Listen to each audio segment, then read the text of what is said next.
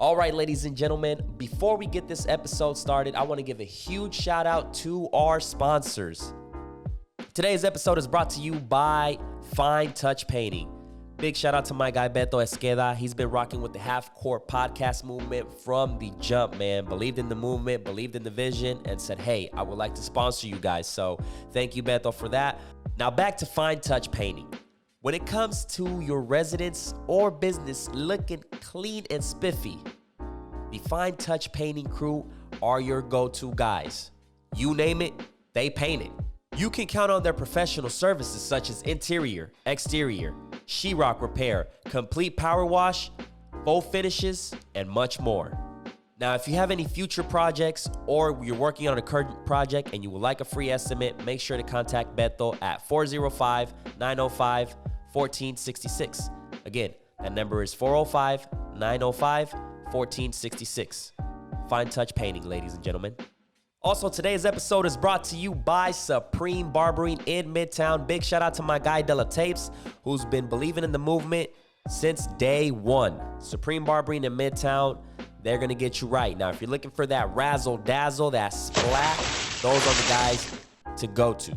You can count on 6 professional licensed barber to get you right. It's simple. Give them a call. Schedule your appointment. The phone number is 405-601-7087. Again, that number is 405-601-7087. Now, if you don't want to call and I'm just going to show up, you can also. You can. The address is 1705 North Broadway Avenue. Hit them up. They're open from Tuesday through Saturday from 10 to 6. Ladies and gentlemen, that is Supreme Barbering to you. Boom. Ladies and gentlemen, there is a new wave of entertainment in Oklahoma City. If you guys haven't heard, you're about to hear it here on the Half Court podcast. During this pandemic, you might find yourself a little bored, not knowing what to do.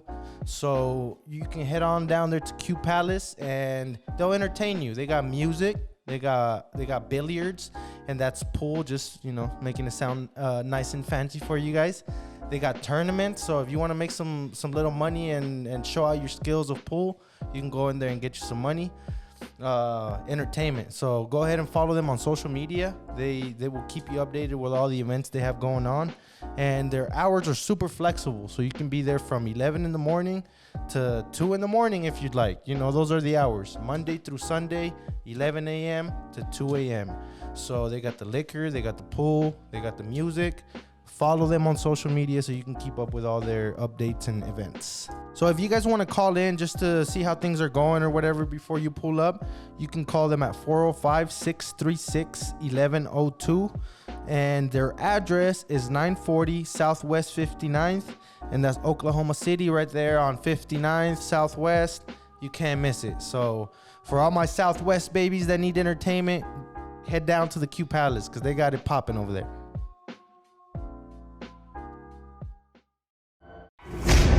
In high school, I had a bigger role of scoring because I was the only return player. So I had the most experience. Now with this team, it's a lot of older players that's been here, so I just need to facilitate them on the team, and then if I get open shot, hopefully knock it down.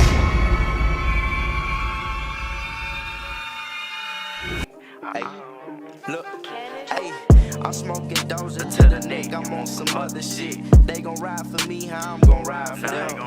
Nah, but I ain't expected from no nigga, I just did that cause my heart a little bigger. Young nigga, I been different. From driving buckets, now it's glass in my ceiling. Know some niggas ask for money, but don't ask how I'm feeling, huh? But that's typical, these trash ass niggas. I'm in first place, winning y'all some last ass niggas, huh? Hey, I'm smoking Doja to the neck. I'm knowing there's a God because a young nigga blessed. I had to stay over that chick. All right, ladies and gentlemen, we are live. What is Gucci Manucci's? Welcome to the Half Court podcast. My name is Darwin. We got AV behind the camera. And today we got the one and only Stevie Clark. Eastside legend, man. Yeah, yes, sir, man. I like the way you said that, Eastside legend, man. Hell yeah, yes, man. Sir. So real quick, big shout out to 100 Band Savage. We got him in the background, you know what I'm saying?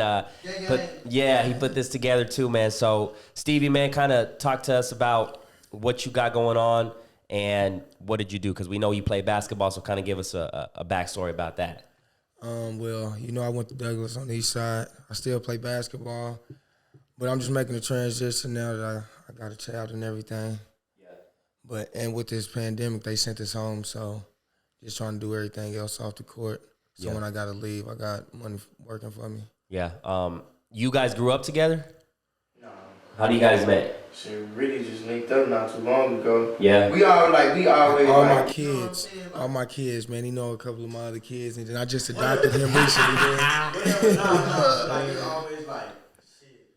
You on the east side, like, you know what I'm saying? It was always love, like, for sure, but we really, like, just now, like, really just kind of, like, locked in for sure. Yeah. Oh, yeah. That's what's up, brother. So, talk to us about, like, the experience of, like, because you went to high school, you played ball. How did you get prepared for that?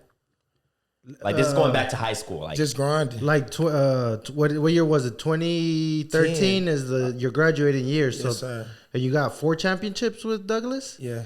So how did that even, basically from freshman to senior, you were dominating? It kind of started early. It started way before I even went to Douglas. I mean, my whole family went there. So I just went to games and everything, and just the whole vibe. I couldn't wait to be there myself and bring something different. And my brother actually made it to the championship and lost. So yeah, so that runs in the family, like basketball, big sports. Yeah, sports.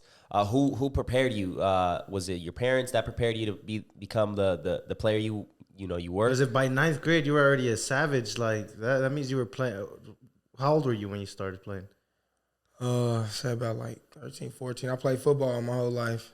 Yeah. And then once I broke my arm in middle school, I'm done. I didn't like sitting down. Oh. Damn, so playing football, you broke your arm? And then, so you were, back in the day, you were playing just football? Yeah. Yeah, and then that accident kind of leaned you going towards, like, the basketball? No, that made me put the football down. I was like, no, I gave it up. Yeah.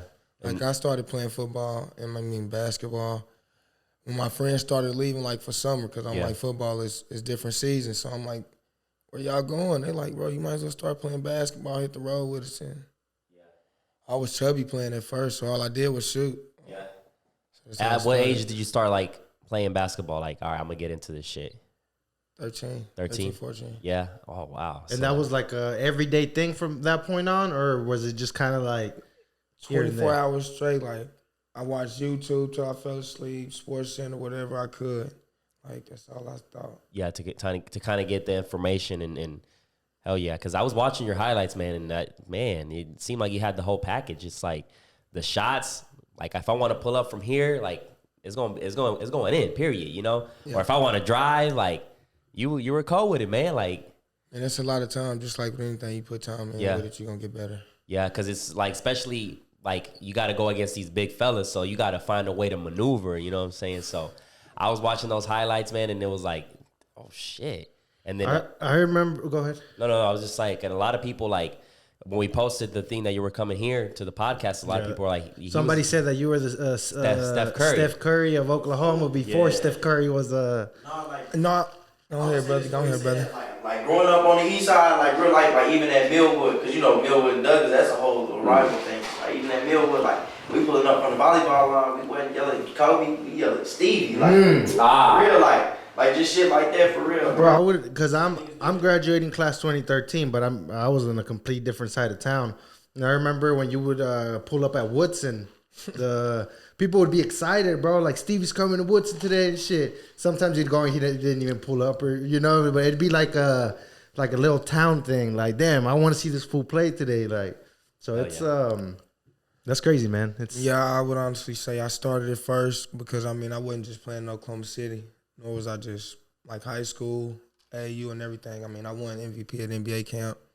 And I led the Nike League in scoring. So I did a lot of stuff. You were number 1 in Oklahoma City, ranked number 1, right? Yep. 2 years.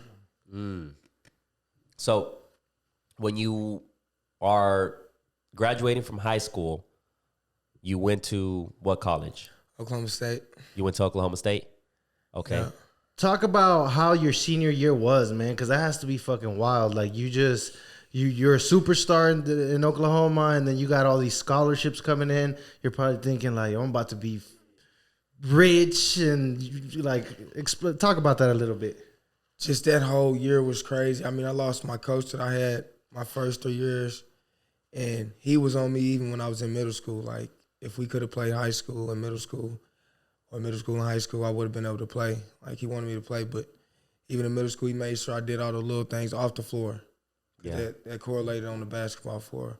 So it started early, but honestly, it was all different, man. That senior year, I went to Vegas for a little bit, for a couple months, and my mom didn't like it.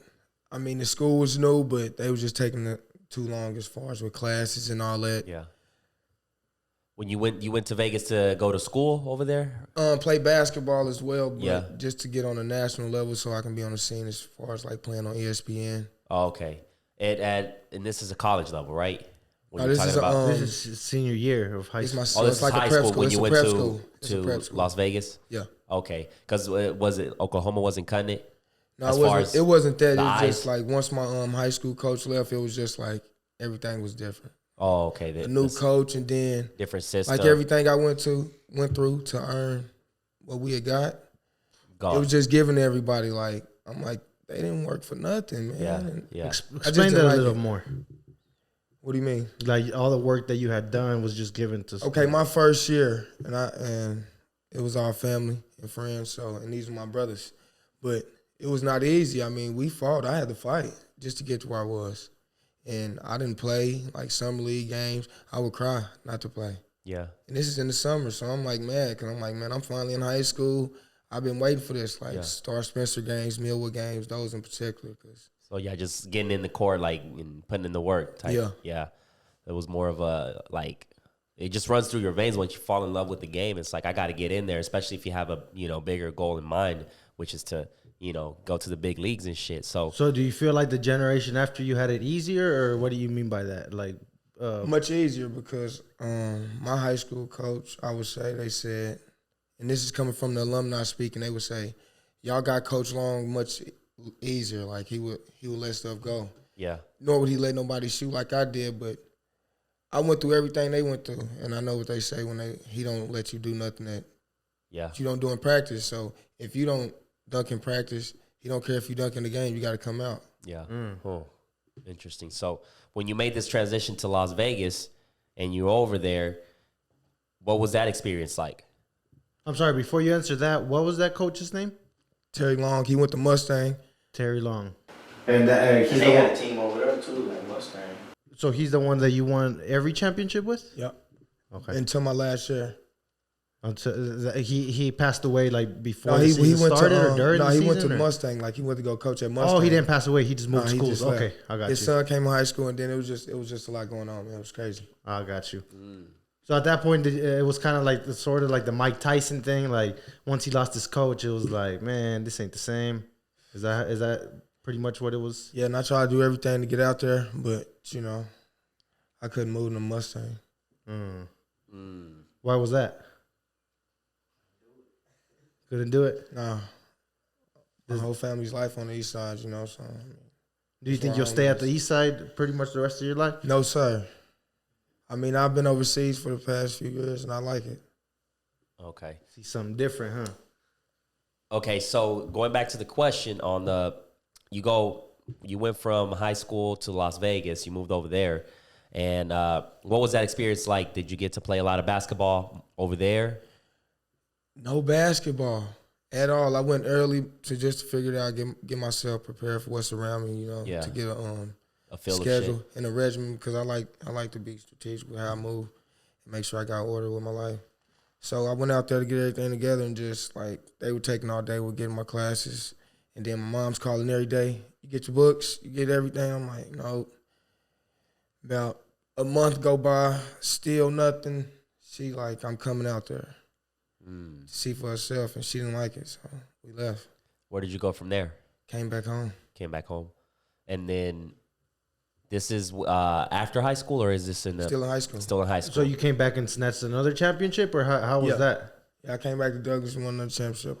Like, fuck it, let me just take this last little thing right here. It wasn't that. I mean, with me leaving, it took a lot with me leaving. Like, I didn't want to leave the state of Oklahoma. If I could have just went to Mustang, like, we did everything for me to go to Las Vegas. I'm like, why not make the change for me to go to Mustang? Right. So I'm like, at the end of the day, I didn't like it, but my heart was at Douglas, so I'm like, might as well finish out. Yeah. So that decision, the whole Vegas thing, was mainly your parents, would you say, or? It was my decision, but my mom made her decision when she came and seen what was going on. She was like, nah, we ain't doing this shit. Come back home. Yeah, because if they ain't going to put you in the court, then why waste your time there? You know what I'm saying? It's like, you got to find the So you the come action. back, and then do you have, like, after that season, do you start getting all these offers from these colleges, or how was that? Like, why'd you make the choice of going with LSU and what? Yeah. Man, I chose Oklahoma State first because orange and black, it was right down the street, and I had a vision with what I wanted to do. Yeah. And just make Oklahoma State basketball great and just be able to bring my family there and not be too far away from Oklahoma. So and that drive was not, I thought an hour was cool, which was like 45, 50 minutes. It was not good at all. I was back and forth from home, so it was like, did I ever go to school? What was that? You said you... how close Oklahoma State was. I was back and forth, like, from home and school, so it was like, did you ever go to college? You were basically still back over here. Yeah, so I'm like, man, I was always better off leaving, not knowing. So would you say that it was, why couldn't you just stay away? Like, why couldn't you just stay over there in the dorms or whatever and do your practice and not come back over here? There was nothing going on. I worked out. I did all my schoolwork, so it was just like I got free time. I sit on my bed, watch sports, and I'm like, well, I can drive home and do that. They play the same stuff over and over again. But once I get home, I forget everything that I thought about, and I'm just like, all right, I'm about to go see my friends and stuff like that. Go see where the function's at. okay.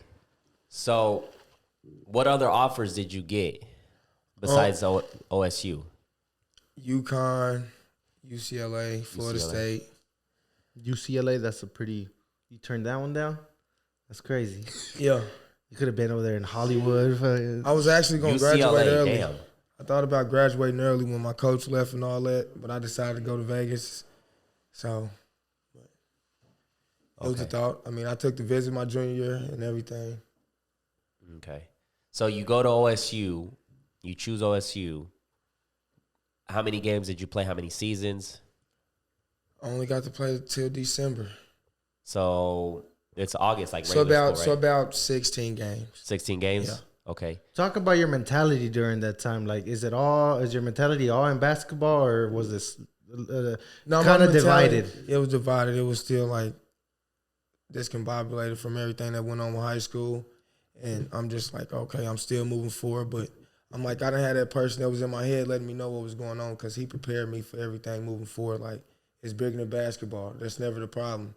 And he would tell me about anybody that graduated from Douglas, like, their only problem was off the floor.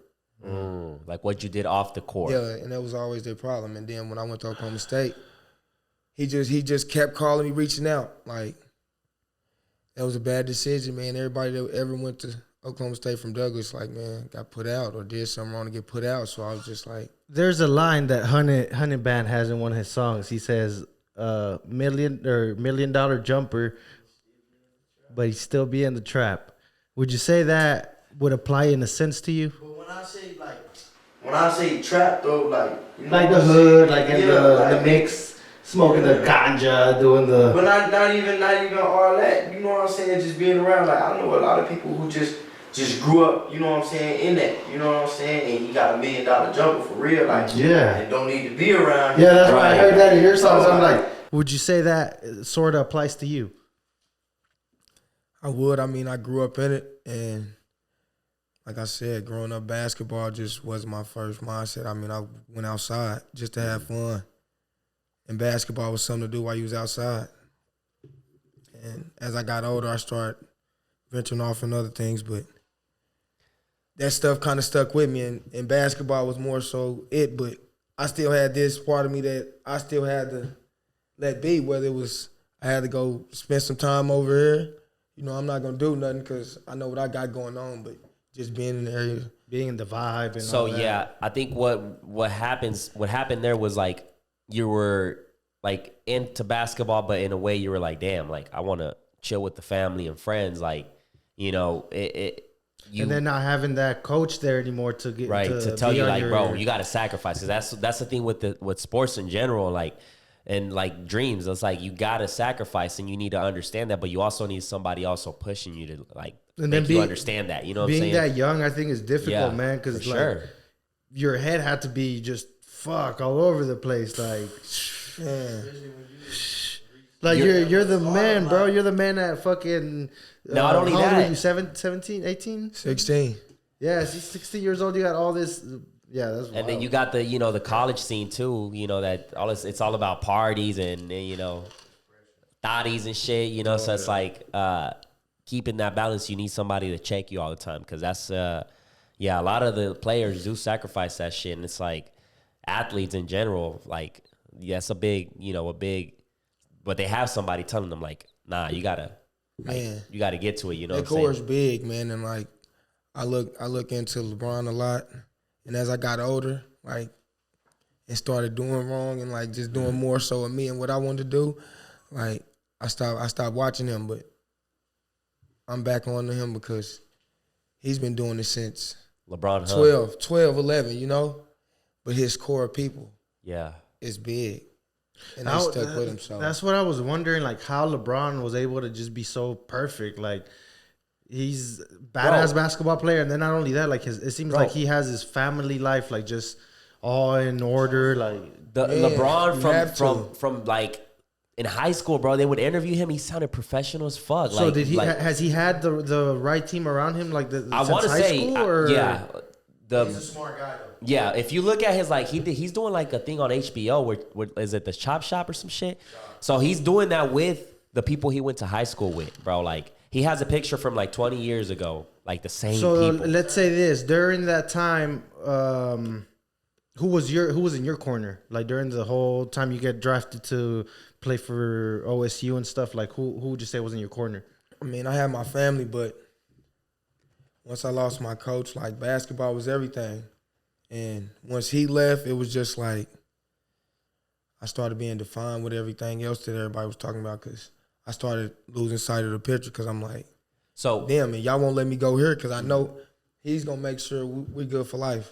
So you kind of rebelled at that point. You were kind of just like, man, fuck so it. now I got on. I started doing a lot more, Would you say that was your parents involved? Like how involved were they? My mom was she was more involved than she should have been. I mean, right. I'm not saying that, but 6 kids, 7 kids, bro, and then she went to school and worked. Okay. Like so. No, yeah, I understand that. So I feel work like ethic it's that's hard. Like that's the thing. Like because your parents have to do a lot. That's one of the reasons I love basketball, bro. I wanted to become big, but I never had my parents were never there in that aspect. Because it was just my mom, 6 brothers, so it was tough for her to be all over the place and like dedicate her time and energy, and I never had my dad around. So like he was the one that was supposed to take that role of like taking me to the practices, practicing overnight or in the mornings and doing workouts and this and that. So it's like that's so now that you're saying that, did you have that or was that kind of instinct for you that was like, I'm trying to hoop. So like you would wake up and you'd go do it or would your dad be on you? I never knew him. Okay. So you're in the kind of, like I just would watch my mom and I'm like, I don't want her doing that for the rest of her life. Like, cause I understood she can't be there for everybody, but work is taken away from seeing us as well as school. So I'm like, everything I did, I'm like, I'm doing it by myself right now. Like as a kid, I'm just like, I'm outside working out basketball. It was just like, I'm trying to do something to where my mom don't have to work, not knowing it was going to take to where she had to get involved more now. Yeah. Like what I was doing, not knowing. Like you didn't want to, basically, you were doing it to get weight off her shoulders and in a sense it kind of put more like she's like, right. As a sense, like people say, oh man, I started selling drugs so I could put money in my mom's pocket. Like I started playing basketball and working out so I could take the weight off her shoulders. But I didn't have nobody in my ear telling me like, the better you get, man, the more she's going to have to be around. Like, right. And I understand that at the end of the day, people are jealous, man. We all human, I love my family. And I wouldn't say that they didn't get jealous because I got jealous, man. You know what I'm saying? I'm saying that now because as I fell off, it was just like I'm seeing little stuff that I would look over because I didn't care about what was going on because I was so focused on what I had planned. So did you see a lot of fuckery after those articles come out, like troubled Stevie Clark and this and that? Like, did you start seeing people that were close to you just get Switch away and basically switch up? I started witnessing it early. I mean, like I said, 16 and then 17. Now I'm sponsored by Nike. I'm going to camps and everything, NBA camp, all different types of stuff. So people started changing. People started coming around, and I'm not Why understanding. is that, though? Like, why do you think it, like, well, as soon as somebody starts getting successful, is it because Everybody wants a piece of the pie. like, it's just, you know? Nobody like, wants to work for it, though. Like, they seen that he was but he bust his ass like to a get where stock, he's... basically. It's like, oh, Stevie, Stevie's that guy. So now it's like, oh, yeah, that's my guy. That's my homie. Now everybody wants to be part of the, you know what I'm saying? Yeah. Like, that's just what it is with. everybody wants your glory but doesn't want your story. That's what, you know what I'm saying? Like, they say is like, because they don't know what the work you put into get into the position. I mean, just what he's saying right now. Like, he's thinking about getting his mom out of all this. Like, that for a kid to be thinking that type of stuff is already... like, maybe would you say traumatic in a sense? Because you're like, you're not being a kid at that point. You're basically, you're on a mission. That's all it was. Salute to you for that, man, because that's... No, I salute my mom at the end of the day because she could have been just washed her hands. Like, the Lord will handle you or protect you, but, her love really kept me here, kept me going. The reason I went overseas and kept playing because I didn't write the story where I was going to mess up. Yeah. So it was just like a hurricane hit me after that. I'm like, oh, my God. I'm like, now what to do? Yeah. What's the next step? You know? Shit. Yeah. So after you go to the OSU and you play until December, what happens after that? So, and at this point, you have that defiant mentality still, right? Yep. You're kind of just like... Yep. So they did everything they could to help me, and I appreciate them. They sent me to John Lucas, the little rehabilitation thing in Houston, to where I would work out with NBA guys. I mean, other college players that's been in trouble, and you have to graduate from there. And and they would test you there too. yeah. And so I seen people fail, and I'm talking about people that I'm like, I watched you, bro, in the Final Four. Like, I'm looking at you like I want to be there. Yeah. And for you to be kicked out, like, this is the last chance. I know that. So I'm like, nah, I can't do it. But I still got the defined mindset, but I'm like, I'm going to graduate this, so I still got the opportunity to go somewhere else if I want to play basketball. But I was still mad. Yeah. So during that time, like, were you, what would be the next step? NBA, right? After OSU? That was the plan.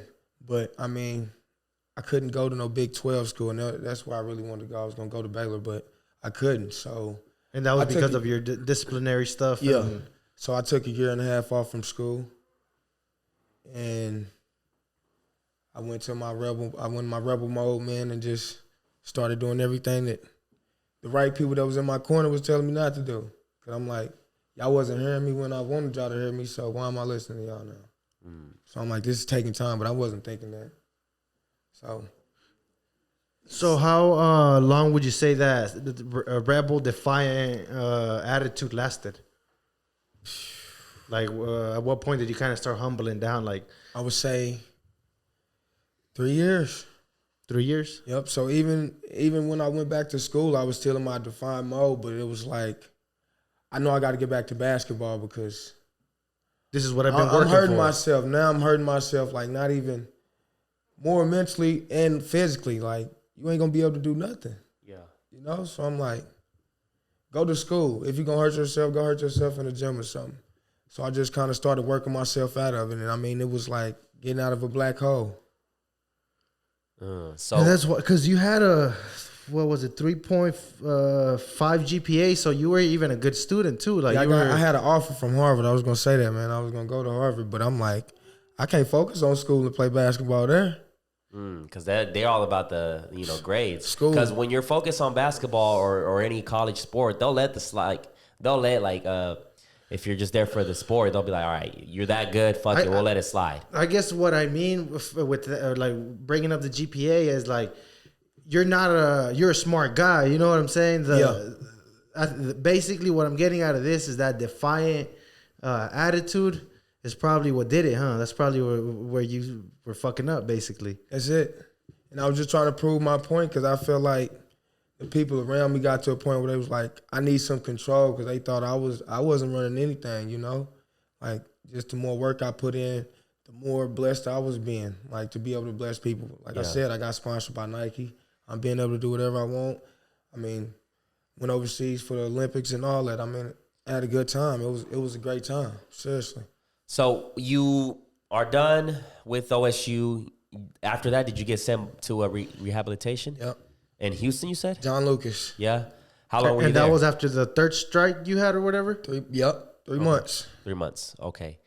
And after you go through that process, like, did your mentality change? Did that really help?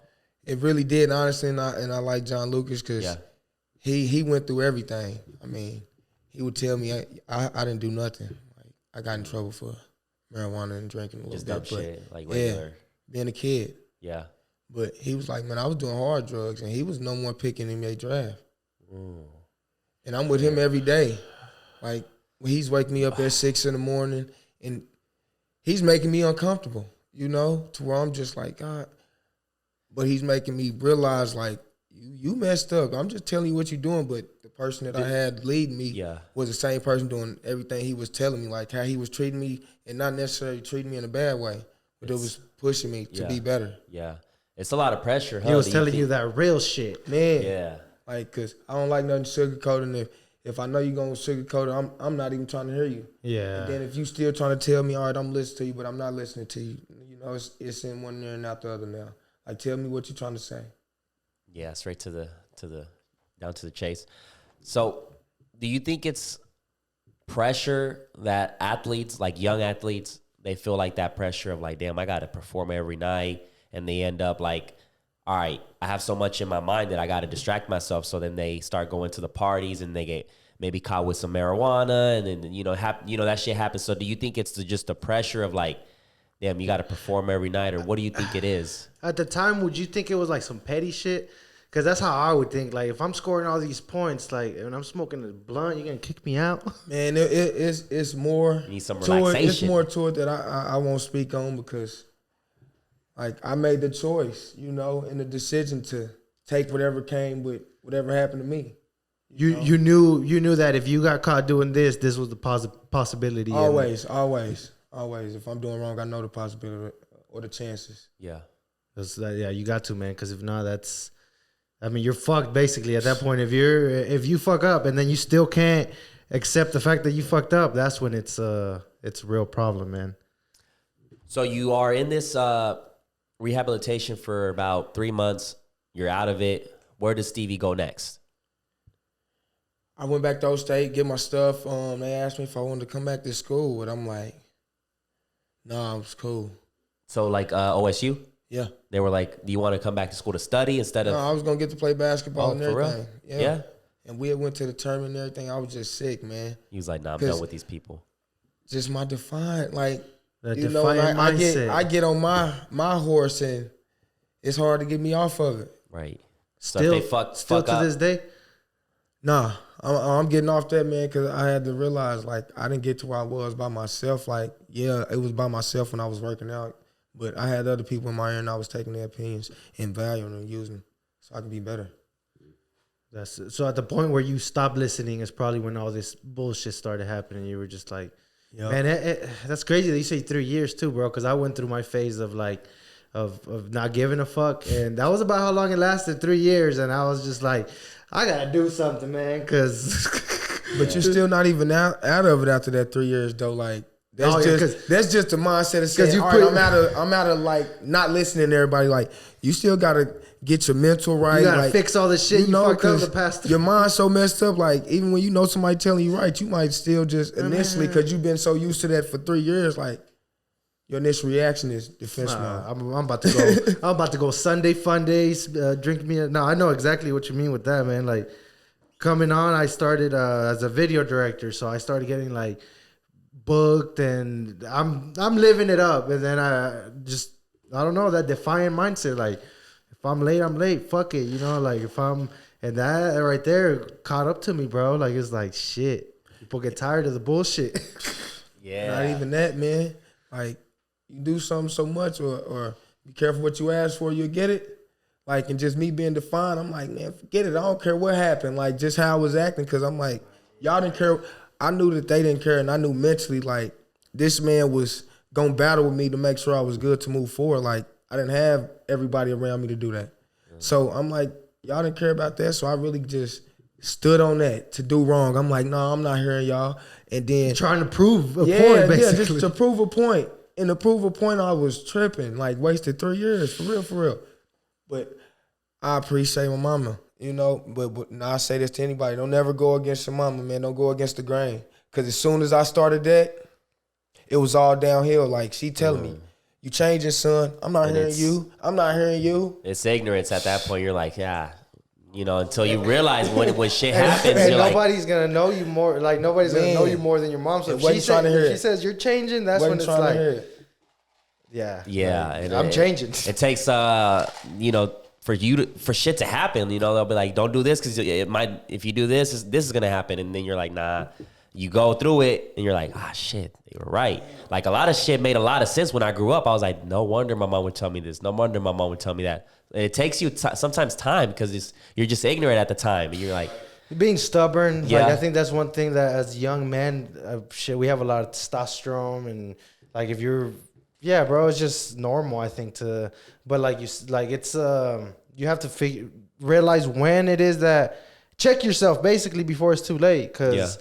You know, like, who knows? If he would have checked himself back then, who knows? You know what I'm saying? If same shit with me. If I would have not fucked up, I might have been shooting videos for Chris Brown right now or some shit. But I was like, fuck everybody, and that wasn't a good mentality. But I honestly feel like everything happens for a reason. I feel like it happened for me in a better way because just the road I went down for those 3 years, like, imagine if I was like, how long would you say I'm done being defined, you know?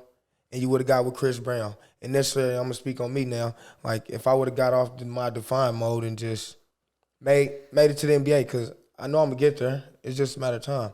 But if I would have made it then and there, and then I would have just been like, forget it. Now I got millions of dollars. And then I'm on my defined mode. So I could be doing more things than a little bit. You see what I'm saying? So what you're saying is that maybe we weren't prepared for it. Like, because, bro, I had, you know... Like, it's like I have it all and then it's not happening. Like, why the fuck is it not happening if I got everything that? So I guess that makes sense, bro. Damn. So you go back to OSU. They're trying to get you back, to play basketball. And you're like, nah, fuck that. You guys can go to hell. Mm-hmm. Whoa. Where do you go from there? Back to the east side. Back to the east side. So when did you start playing overseas? I went back to school before I even got to overseas. Like after Oklahoma State, I took my year and a half off and started doing my little stuff. That's when I told you I started doing more harm to my body, mentally, physically, everything. And it got to a point where I'm like, nah, if I'm gonna do that, I'm gonna go to school. So I went to a JUCO. When I got my associates, I went to Oakland. Then I transferred to Louisiana to be closer with my brother. And at this point, you're still hooping a little bit? Yeah, I'm in school. Still fully practice and everything though. So I graduated from my JUCO, and then I went to Oakland University. So right now, Stevie Clark, where's he at basketball wise? Is overseas. Same stuff that overseas. We see on the highlights. Oh, same stuff, man. Yeah. I just was recently averaging 30, man. You can go to that one. Easy. Huh. So how did you develop that jump shot, or was something that you was like, shit, I can shoot? He said he was fat, so he could only shoot. It was already it was in me. It was because, man, I see those pull-ups and like, damn, bro. Like, all fat dudes can shoot it, man. Yeah, huh? So there was always, and so then at that point you're just developing like athleticism, the ability to drive, because you was like, I see those highlights and you're over there like just crushing these big dudes, like getting like, I'm gonna get to the hoop. You know what I'm saying? So did you develop that as well, or was it something that was in you?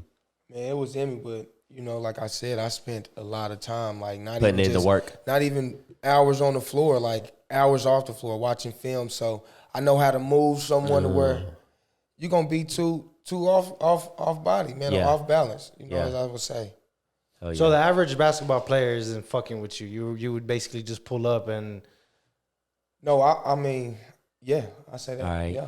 Out of all these leagues that you have out here, or not leagues, would you call them leagues? Like there's people that play like at Robinson and Woodson. Mm-hmm. Which area in Oklahoma would you say is like where the coldest people are at? If and I mean. Yeah, I'm there's sure talent out here. There's talent. Don't underestimate the talent. Oh, like that place much you respect to that place you Oklahoma. pulled Much up respect to or Oklahoma, man, and all the basketball players, man. But I don't see nowhere as a problem. I never lost in the state of Oklahoma. Shit. I never lost in the state of Oklahoma. Like and it's that. just a piggyback. No cap. I remember being, I want to say, like, But you got the numbers to back it, so I I know, believe so I that can shit say, right I off can the say bat. that and stand on it. Yeah, exactly. so there was absolutely no place in Oklahoma where when you pulled up, you were kind of like, let me tie my shoes. I was about to challenge you to a one-on-one, but I was like, I better shut up. No, because I'm about to I get wasn't dropped. even dealing with the other team. Like, I had that coach right there next to me. Like, he wanted to be a great coach, so he was challenging me. You know, so one turnover was 10. So if I so now I got that in my head. If I turn the ball over one time, I am furious. So now I'm mad. So I got to go score 20 times. I got to go score 20, 30 on you. Yeah, something. You got to drop. Yeah. You know what I'm saying? I remember being in like 6th, 7th grade, like in Millwood. He came there. We was playing Douglas. You know what I'm saying? I'm pulling up whenever he playing. Like, you know what I'm saying? I want to be there. Have y'all played a one-on-one? Nah, He said he nice. He said he knows. bro, he said he has the abilities of Allen Iverson. He can finish like Kyrie. I'm about to say, I guess, you know, $1 million move with a penny finish. He got, I guess, if he can have all that. He can have all that. Damn. But look. I'm just saying that. I'm just saying that because he posted a recent story where the man did a full fast court, man, Like, going layup ham. and missed the whole layup. Missed the whole layup. I was sick. I said, look at it. but nah, I remember being like 6th, 7th grade, like sitting front row, and he came in. We was playing, and I want to say it was like second quarter. He came across half court like 2 steps. Said, "That's your ass," and it went all net. I'm like, oh, this nigga turned up for real. Like, turned up for real. Like, A lot of credit. So you pull up on any court and you're just fucking A schooling. lot of credit to that coach, man. I was telling you about Coach Long, man. You know, him and my mama, man. They work. Hell They did a yeah. lot of work, man. That's what's up. So when you're going, like when you're step on the court and you know you got like this big game, what's your mentality? Like, is there some kind of like intimidation or like, cause you know, playing the games, when I used to play the games in high school and like middle school, like I had a little bit of like, damn, I was a little bit intimidated of myself of like, am I going to perform? Like, am I going to, you know what I'm saying? Like, I was like, damn, cause it's like, it's pressure, you know what I'm saying? You want to stand out, you want to show off. So was it the same in your case, or were you like, I'm going to drop 30 easy? I mean, that initial recognition where people just started showing up, I got it in my mind like, oh, I got to do this, I got to do that. But my coach, you know, like I said, he was just like, man, it's not you. Like, play your game. Yeah. And then it started setting with me. Like, as I worked out more, it was like, the game is nothing. That's 40 minutes. I might work out 2 hours, like one session, you know? So it's like, that's a part of my workout. Yeah. Can you break down what a day of workouts consisted of, like during even right now? Like what does your day consist of? Man, early mornings I get my bike in. Cardio. Gotta make sure I'm in my push-ups, sit-ups, Conditioning. all that. And then I get a couple shots in, and then I'm at home for a little bit. So what does that look like? family So stuff. you say the morning you do cardio, so it's conditioning. You said the bike. Is that what helps you stay in? Because, man, running back and forth for, let's say you play 35 minutes, I don't know, maybe 30. That's a lot. That's a lot of like running back and forth. And like, not only that you're like, when you drive and you cross somebody over, you're gassed out. So now you got to come back on defense and guard the, you know what I'm saying? So it requires a lot of conditioning, you know what I'm saying? How long of cardio would you say you do? I say I probably run 5 miles, like 2.5 on my bike and then 2.5 on the treadmill. So you do that in the morning. 5 miles, and then do you hit the weights? I do. Like, I got dumbbells at home. Like some, okay. Okay, so let him finish. He was telling us the day. You said you work out, you do cardio, and then you're at the house I for do a my little bit. cardio, you know, I'm at home. Like I said, I'm transitioning, you know, into being a father too and a basketball player. So making that transition. So that's why I'm at home more so. And to piggyback on what I said earlier, it's not, my problem's not on the floor. It's off the floor. So I'm still mentally, like I said. That's the biggest getting challenge. Getting out of that hole, getting out of that black hole. Yeah. And I'm still falling out of love with the stuff that I grew up to love and, you know. Yeah. Man, that's crazy. Is that that sucks kind of. Like you got to grow out of, but that's just part of evolution, I guess, huh? Man, you just got to let the shit go. Sometimes you got to let some shit go, you know, because holding on to it sometimes can be worse than just letting it go, you know? So, yeah. So you're about to be a father, you said. I am. Yeah. How many kids? One. He said what? You know? Yeah. So that's probably got to be like even more motivating because you're like. It is. And that's why I say like this transition is just different right now. And I'm just taking a different approach. Yeah. Like, I know I can go in the gym and work tirelessly. Yeah. And keep working. So do you have a set when you step on the hardwood, or are you like, all right, I got to put up today a normal work, I got to put up so-and-so shots? I have to make 500 shots. 500? A day? Fuck. Yeah, because you got to keep that. Man, that's all. That's what I'm saying. Like, it's hard because I'll work out and shit. Like, I'll work out some chest and then, like, do a whole week and then go on the weekend. I couldn't even keep count of that. 500? Like. Yeah. The thing is, like, when you work out and you go and shoot, your shot is off because of the weights. So you got to counterbalance that shit. So how do you deal with that? Like, being able to know how much. Man, I got my same regimen that I've been having since high school. Like, I do killer shots from, like, literally under the rim, from the side to the middle. And I would probably make about 50 just close, just watching the ball go in. That's 150. While people go out, like, people get on the floor and just start shooting threes, you missing. I'm making 150 just watching the ball go in. We all get in the same form, and, you know, no matter how far you are from the goal, where you at. So that works your muscle memory like a motherfucker. You say you got a question? Go ahead, bro. You ask it right here. Senior year, that state championship game. Senior year state championship game. Yeah, like that was crazy. Like I want to go. That was 51 points? Mm-hmm. You dropped 51. But Seth Youngblood went crazy too. And it was what, 82 to 80? It was a close-ass game, huh? And you scored 51. That's fucking crazy. Damn. What's going on? I want to know what happened. Talk about that game, man. Damn. just being there so much, like, just the experience kind of came out of me because none of the players been there before. So just throughout the year, I'm preparing them like, y'all got to do y'all part because I know when I got to take over, I'm going to do what I can, you know? And that's everything. If Yeah. it come to that, I will. Damn, that's... So what do you mean? Like all the people that were playing with you you were the only one that had already been in a championship game? Like, none of them had no varsity experience. Like, all of them played JV. So what happened to your team? Like the people that... They were all older than me. Like, I was the only young person to be on the squad. So I got 2 years with them, and then they came along. And so coming in your freshman year, you were off top just starting... No, I didn't start. Like I said, man, I was crying in the summer league, man, not playing no games. Okay, that's what you were saying, that you had to yeah. work your way into basically doing whatever you wanted and shooting wherever you wanted from and all that. And it wasn't easy because, I mean, the players didn't make it easy. They didn't care what coach said. I said, they going to foul me. Oh, you think you finna just shoot a shot? They fouling me. And coach would call it, but he not calling it all the time. Like, because we don't get every foul. Yeah. And he would prepare me for, like, rivalry games. Yeah.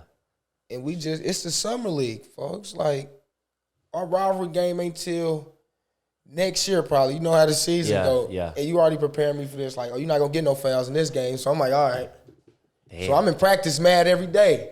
Like I'm not getting no fouls, and I'm trying to get on the starting lineup. That's gotta be frustrating, man. I remember it was shit when I used to play basketball. I mean, the thing is, trying to make the coach was starting just lineup. doing that because he knew that you had potential that probably other, like, if he wasn't being as harsh with other people, it's because he didn't see the fire that he seen in you. So that's why he was on your ass. Like, bro, don't fuck this up, basically, you know? And those 50, like those games where you have those crazy amount of points, at what point do you say, all right, I got to get this? Like, is there a point in the game where like the savage mode just activates, or yeah, like how does that? I control the game. Like I'm the point guard, so I control the game, the tempo. Like You decide when you're gonna go and shoot, or, So I guess that's my question. At what point do you just begin just, all right, I'm taking over this motherfucker? okay, every game I'm gonna start off shooting from 40. That was always understood. Just to see what my shot was, see how it was, and like see what I would have to do. Other than that, now it's time to get everybody else involved. But I'm always trying to score, you know. But if somebody's open, I'm gonna get it to them because I need them to, you know, get right. Because when the time comes, they gonna give me the ball. Nor have they never been in those situations to where they gonna look for the ball. They gonna throw it straight to me. Hey, bro, you know. that crazy game where you scored 51. How the game ended by how many? Like, how was the margin? Was it a close game? Point. It was 80 80 to 82. 80 right? to 82. Oh, went to overtime. That was so long ago, man.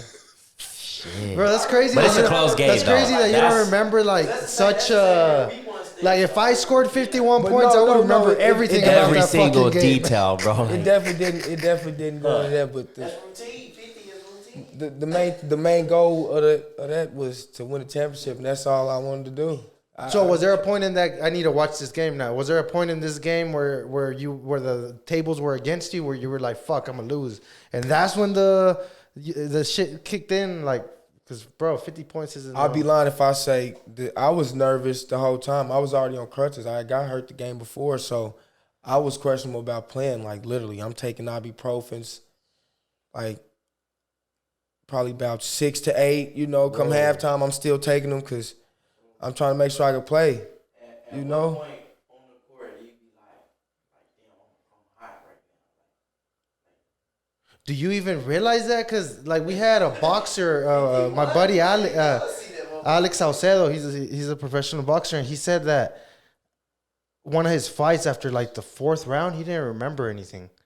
Like he finished the whole fucking fight, but But he got hit though. That's I think what it was. But still, I think that's like I don't know, like an athlete thing, because he doesn't remember a lot about that game either. So I'm like, I think what happens is you guys enter a stage of like float where you're just like, you're not even, like tunnel vision. Like if you ever seen Biker Boys, man, when Smoke was riding the bike and everything just went black and white, you know.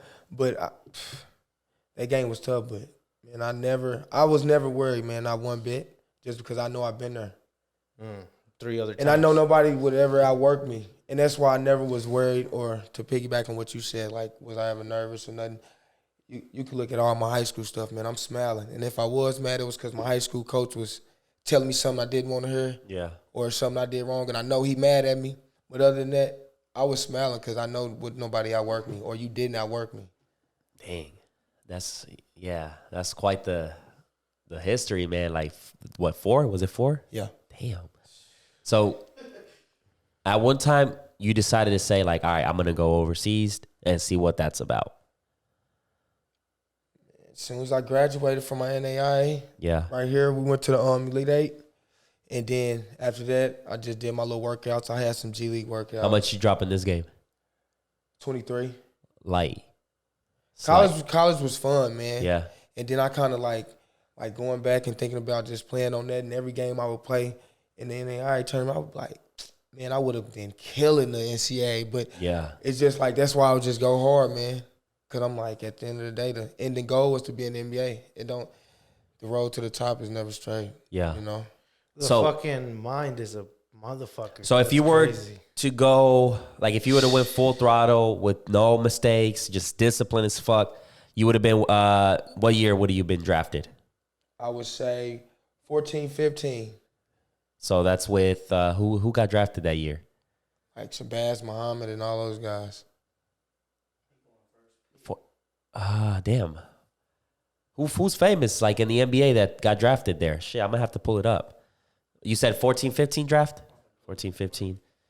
Let's see. That was crazy, man. I used to play 2K, and you know how you can like upload rosters. I would watch my name come up in the draft, man. That used to be crazy. Because I mean, like I was doing research on you, and your stuff pops up Andrew there, like Wiggins. ESPN. Okay. They got all your fucking stats, like. So it's official, like man. Oh, you got Porzingis.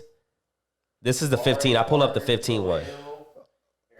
Okay. Oh, Devin Booker. Oh, shit. His teammate, Who? Marcus Smart. For real?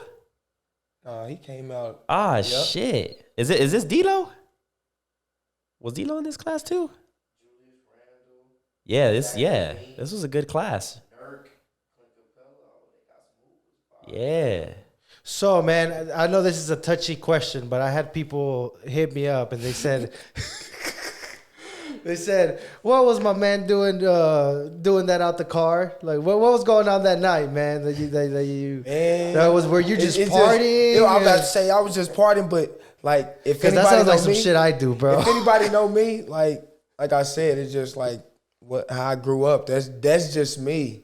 Like I'm just wild, outgoing.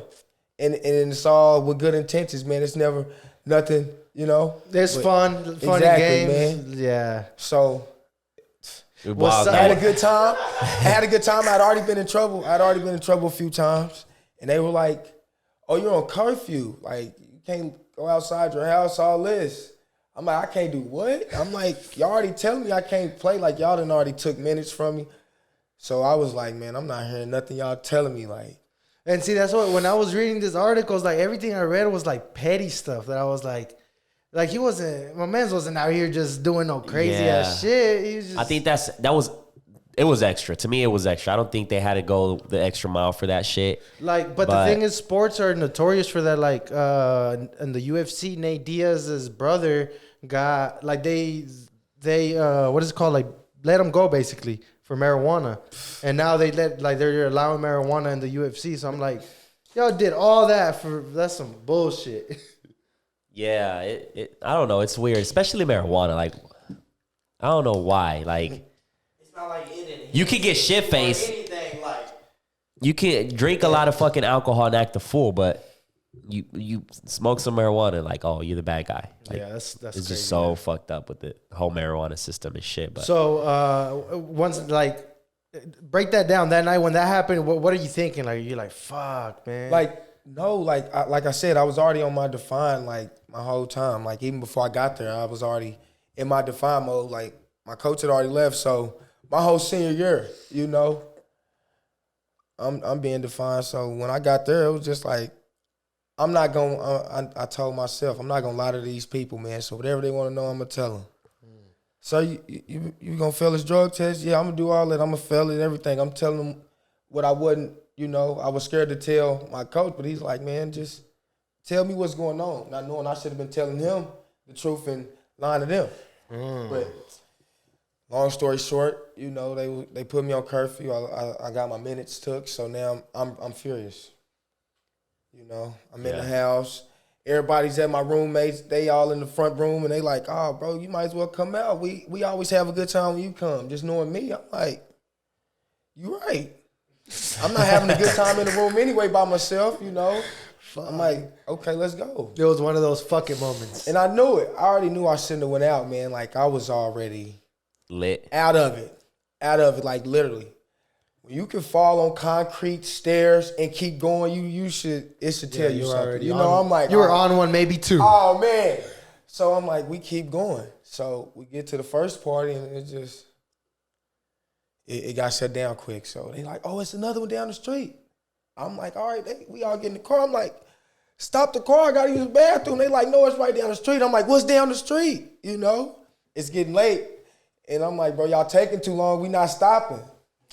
All right. I get out the car, I raise the window down, and just like I'm leaning back on the car, and just as we're driving, You're spraying the city man, I'm with just What? like I couldn't hold it no more. But I'm like, I'm not finna piss on myself. I'm like, no, that's what I'm not finna do. And this ain't the first time I never just been out a window, you know, comfortably just while somebody's speeding and they only going 25. So I'm like, man, it's nothing. I'm about to use the bathroom. Let's get to the park and keep going.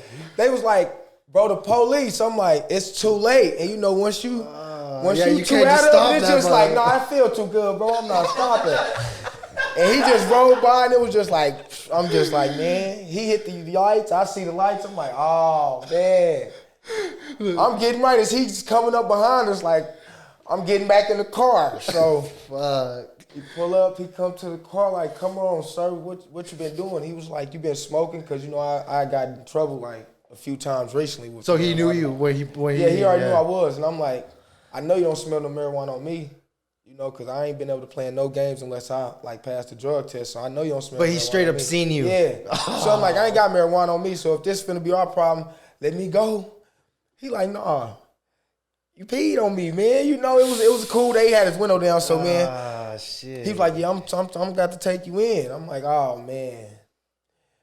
Took me in. I'm like, I already knew it was over with. Because the athletic director, you know, prior to this, he's just like, if I see you again, go pack your bag, you know. So after that happened, I'm like, oh, I tried to play it off. I'm like, okay, I hope the police officer didn't really tell coach. So I'm in there with the recruit. We all playing pickup. I'm like, man, you just come no stay. We running up and down. Coach coming like, hey, Stevie, speaking to us. I'm like, what's up, coach?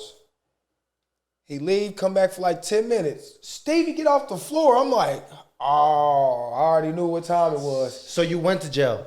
Yeah. And then they let you go? And The next day. Okay, so you were like, I'm good. You know, they ain't say nothing. Coach ain't called me. I ain't like, coach them would have said something if you told him. So I'm like, all right, he ain't say nothing, so I'm good. I'm chilling with the recruit. I'm already at the gym. Like, The thing is, though, bro, it's wild. They have people that are looking at that type of shit. Like, they're just, like, my sister worked for the news before. So literally, they're looking at, like, police reports and shit like that to be like, what kind of news do I have today? Like, oh, Stevie Clark. see, but I'm not doing none of this. I'm just being me, man, and enjoying the process of just, like, where I came from. Like, this is big to me. Like, but I'm still in the gym working out, so the recruit come in, like I said, and we get to running up and down, me, the managers, and all of us. We playing pickup, 5-on-5. Coach speak, he going about his business. He come back like, get off the floor. He like, I talked to the athletic director. He said, why didn't you tell me you went to jail last night? I said, I'm here, coach. You know what I'm saying? Like, did they wake you up last night? Like, it was no problem. Like, we should be good. He was like, nah. I'm like, okay. He was like, the athletic director want to see you. When he said that, I just left the gym. I went and got my stuff out the locker room.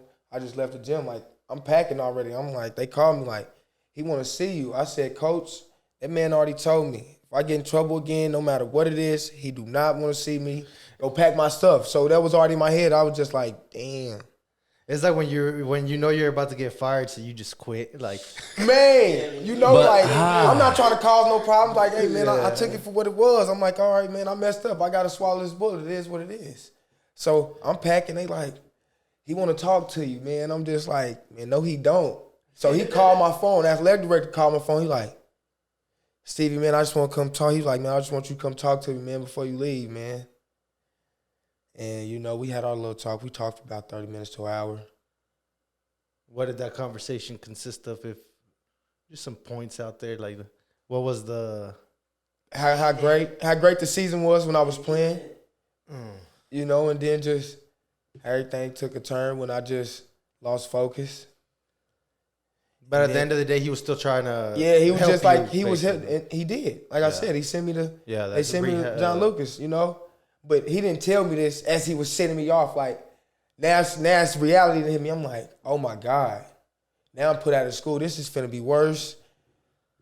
Like, CNN called me when I got my first incident, so it was bad. But I'm like, this finna be worse. Like, I can't even go home, look my people in the eye. Like, none It of was my that family. bad? Like you No, that's how I felt. Like, this is just me. Like, I'm my Yeah, worst yeah, critic. yeah. So, like, I got put out of school. Yeah. And, like, my last name, and I got people under me, so they last name means something because of what I do. So when that happened, I'm just like, oh, my God. I'm like, Everything starts hitting. how can I go home? You know, so Now I'm already in my define mode, but now I'm like, damn, life to hit me. But I'm like, I know I can't go to them. So now I'm outside. Now I'm outside more than I ever should have been. Not knowing I could have went to talk to them, but I'm like, how can I go face the people that's like, they only know me for doing right. And, you know, I put that on myself. Like, I put that burden on myself to take care of everybody. So to come back wrong, it was just like, I didn't know how to do that because I didn't write that part of my story. So, man, was there any person during this whole time that you were able to like just vent to or be a regular person with? Because you're basically this whole time being like you said, you have high expectations and all this. Like, is there anybody in your life that you're able to just talk about life with? At the time, no. But like I said, I wasn't used to talking to people. Like, I just put it all on myself.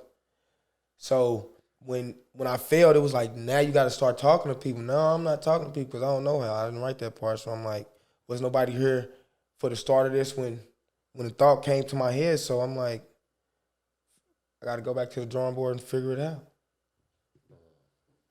That's quite a roller coaster there, man. So after all of that, you decided you like, all right, I'm gonna go overseas.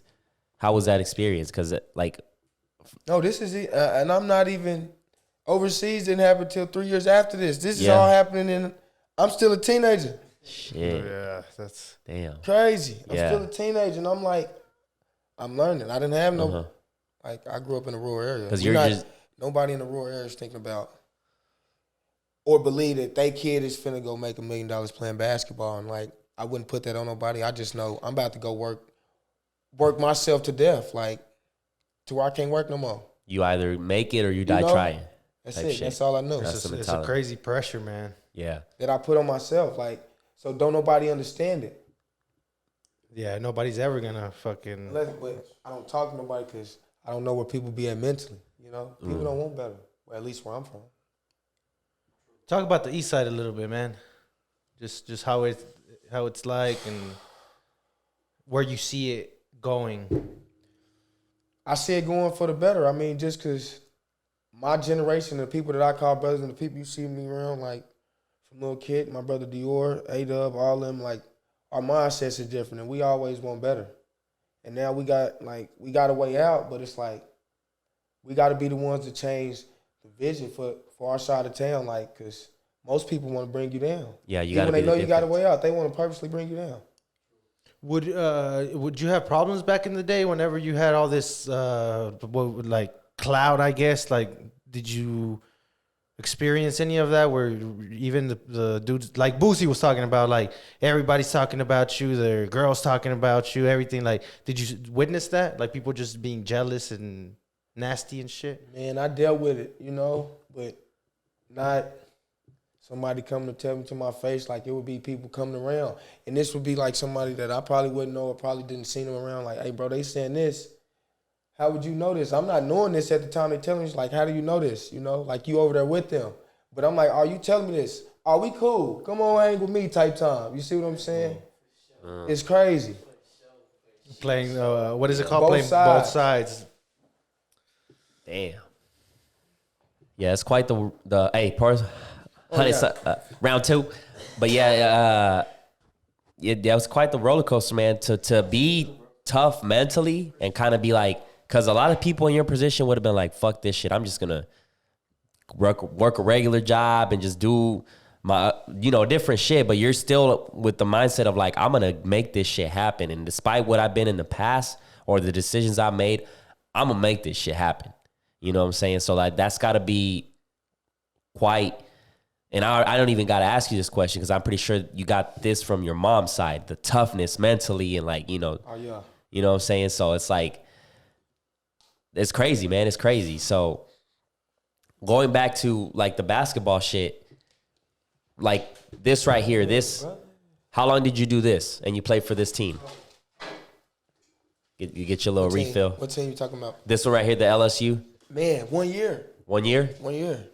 And it was a great year. Like, So it's probably one of your best experiences It's the most you had fun. And Something I would have never expected. Like I said, it took me 3 years to like finally get out of that black hole. Like just mentally to like start listening. And like I would have never thought I would have been at an NAI. You know. So I'm here and I'm like, I'm still shaking off all the bad habits that I done put on myself, just being defining. So this coach like really took a chance with me, and I feel like he was like my old high school coach because he grew with me. Like, all right, I know what you done been through. You know what I'm saying? I'm gonna let you grow because you a man now, and it's only gonna be you. Like, you only gonna take so much. So as the year went on, like he would let me know like what you do affects the whole team because everybody think you could do it. So I'm like, damn, I still got this effect. Like, because me, I feel like once I messed up, I'm like, ain't nobody, like, why y'all look at me the same? You know what I'm saying? This is how I'm looking at me. So that happened before the overseas or after? This is before Wait. I'm sorry. Say that again. What you just said? I was telling him, like, I went to this school, like, this is. But the whole believing thing, like, he believed in you. Like, no, I'm saying this coach believed in me, like, to come and give me another chance. And I left Oakland, like, man, I'm just about to enter the draft, man, just work out and whatever, let the chips fall wherever they may. But I'm like, I know in my head mentally, I'm like, everything I done went through, I'm like, no, I can go take this another year so I can minimize some errors because I still got some stuff I need to learn and I can be in school to where it's all right. Because after school, it's like, now you're in the real world. And every error, it count. Yeah. So I took that year. I went to that school to take that year to be a better person, like mentally. And that coach was really with me. Like I said, like he gave me the space, like to grow, but he gonna let me know when I'm wrong. Yeah. Whether I like it or not. And we done bumped heads a lot. Would you say that defiant attitude came from you not respecting people, or from like what did that come in all this, man? I never respected male figures because I never had them in my life. Whether it was from my granny was by herself, my grandma, my mama, so never. What I'm gonna respect them for.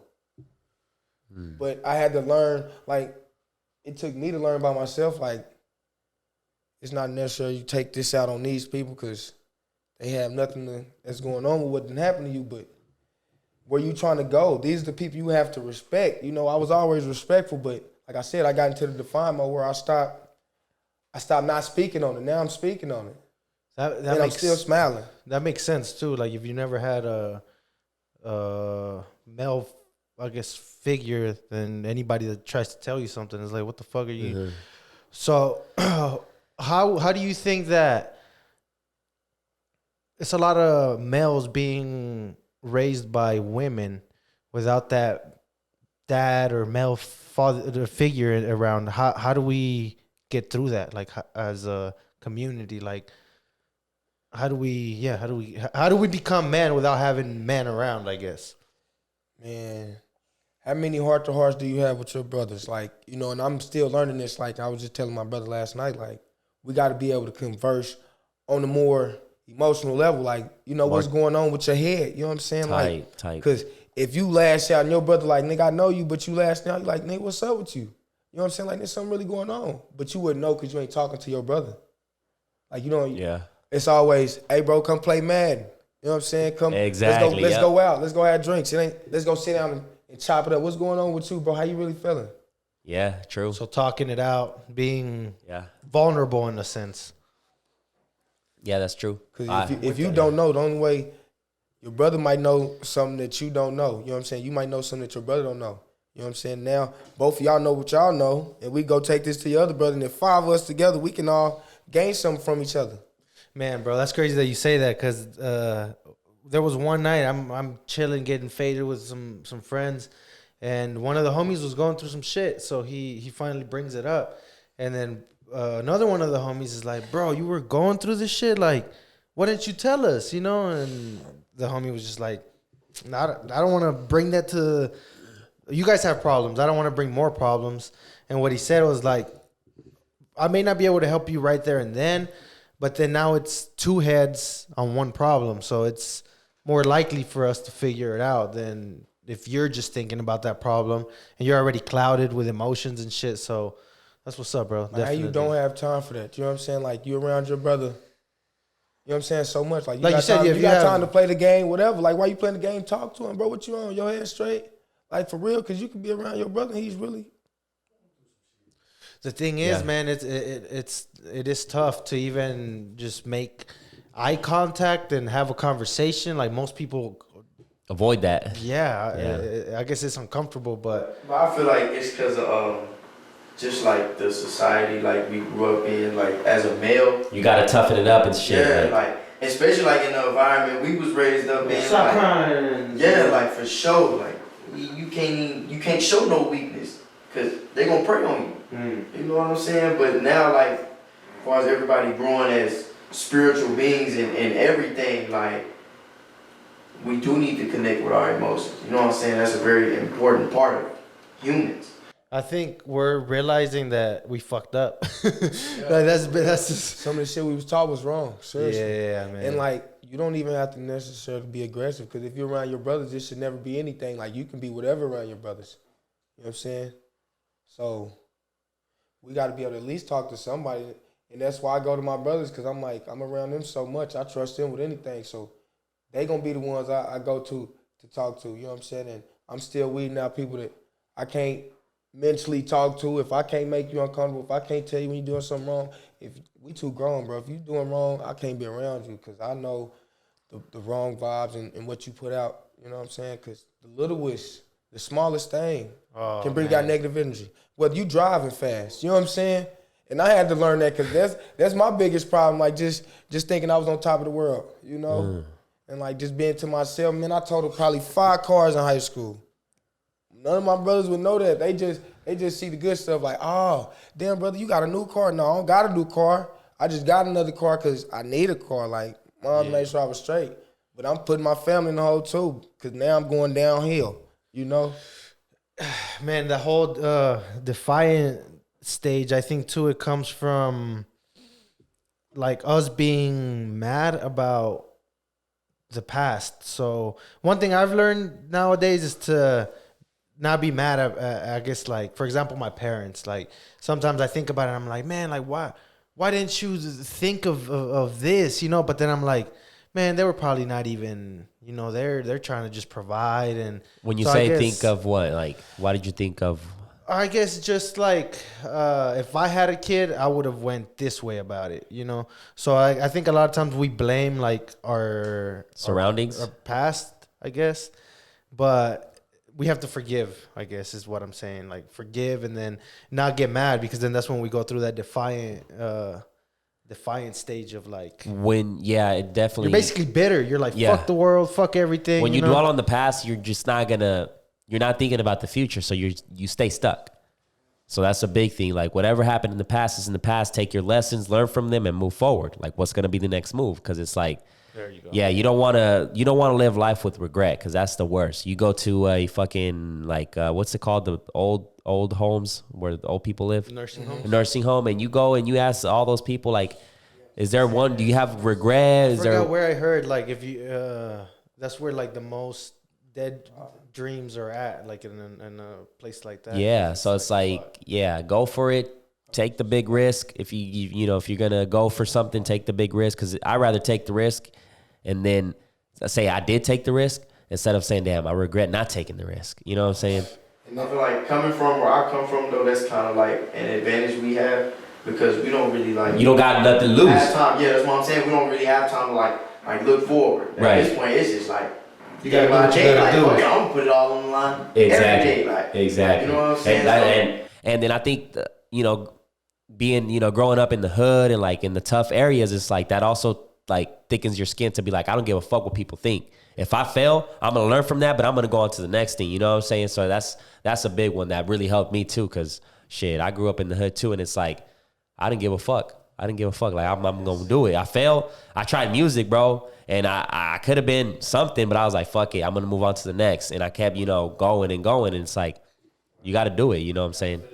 I ain't got shit to lose, so why think about other people's opinion? Because that's where we're at right now. We're at when you see people post a shit ton of stories, they're just seeking validations from other people.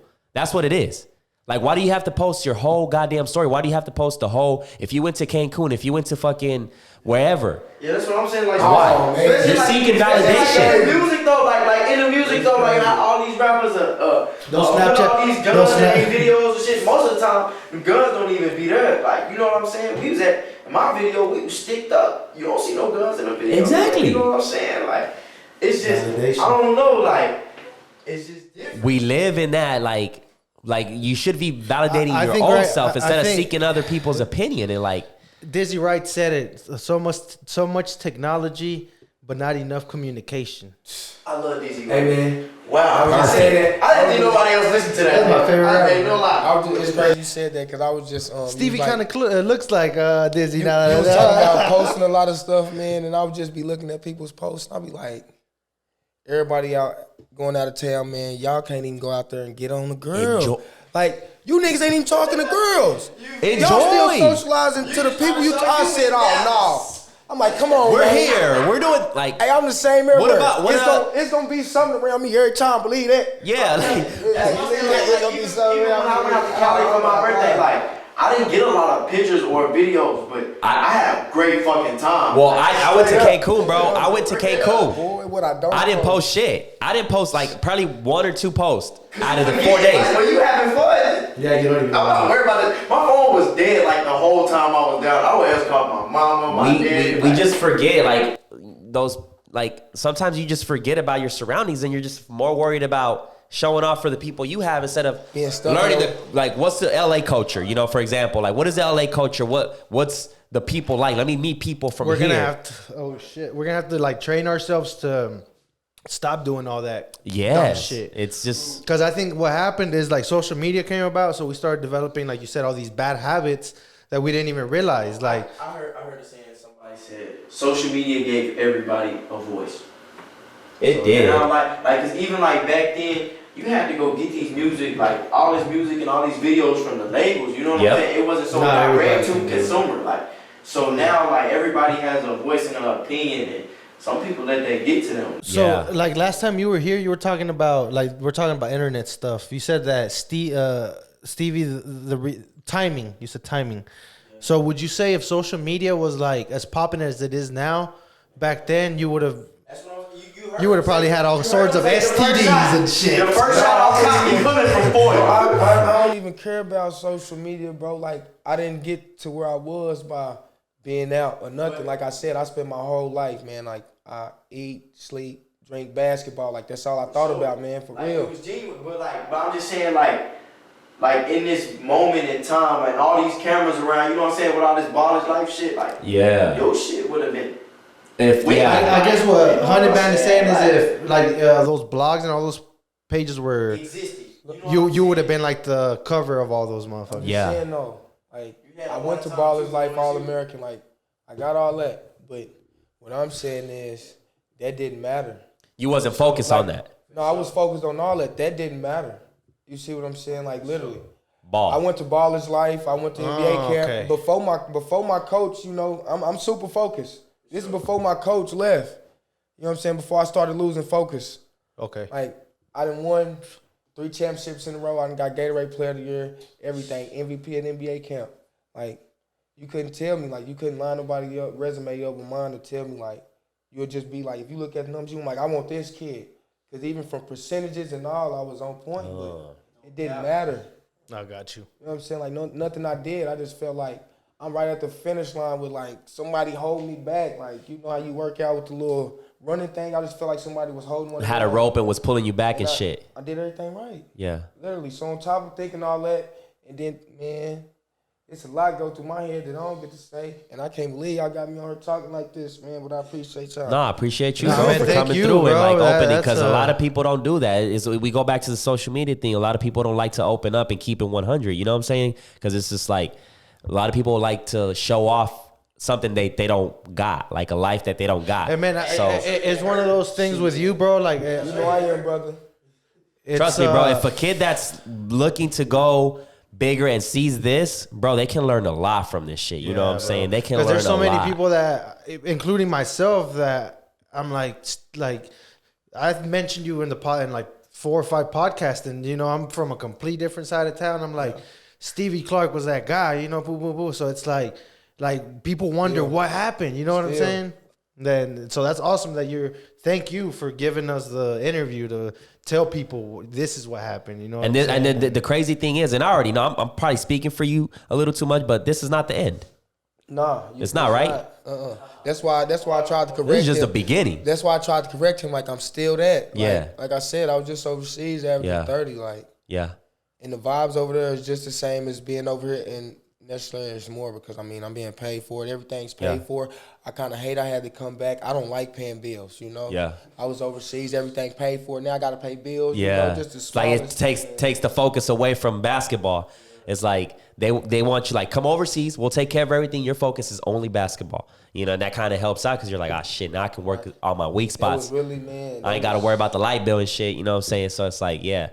But so what's the next move for Stevie? Like, how is Stevie gonna strategize to go where you want to go? I just still got to stay overseas and stay at it, man. Like, overseas I got connections right now, like G League and all that. Yeah. I had a meeting with the Blue, actually, and the exact words was, "You're a millionaire with your hand out." Like, I graduated from school, I just did the little workouts and all that, but a year went by and I just was like, man, what's going on? Like, get me on the squad. They was like, there's been plenty of people that went overseas and got called back. Like, whether it's been 3 months they've been over there or 6, they was like, you stayed home for what? You know, but I didn't have nobody in my ear telling me this, so I'm still learning. So I'm like, I wasted a year, like, just seeing them every day, like, making sure, like, hey, I'm here. I'm being persistent about it.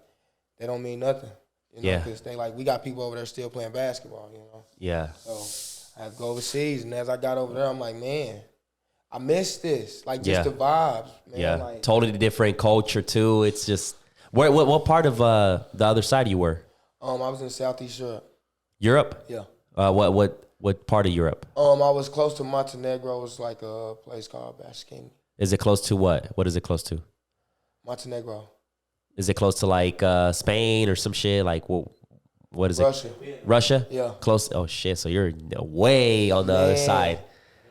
God. So over here we're sleeping, and you're over there just like in the morning, just getting ready. Yeah. Yeah, that's crazy, man. How was that experience, man?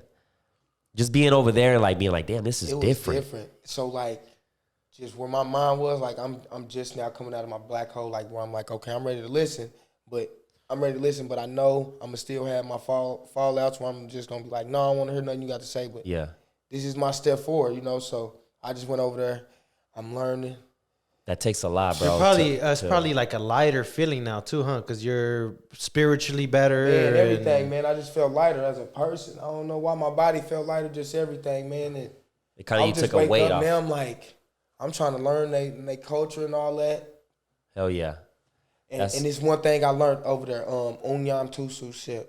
It's I'm still learning your language. And like, that's one thing, like, just me being me, like, I'm outgoing, like, I'm trying to really be over there because I'm like, this is my life now. So, oh yeah.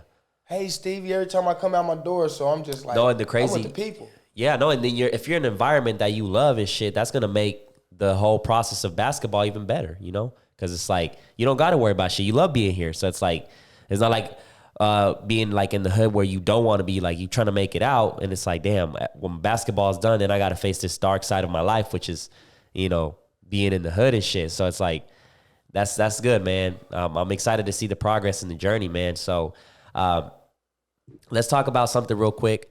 Honey, you mentioned last time in the podcast that we're going to touch a little bit of NBA.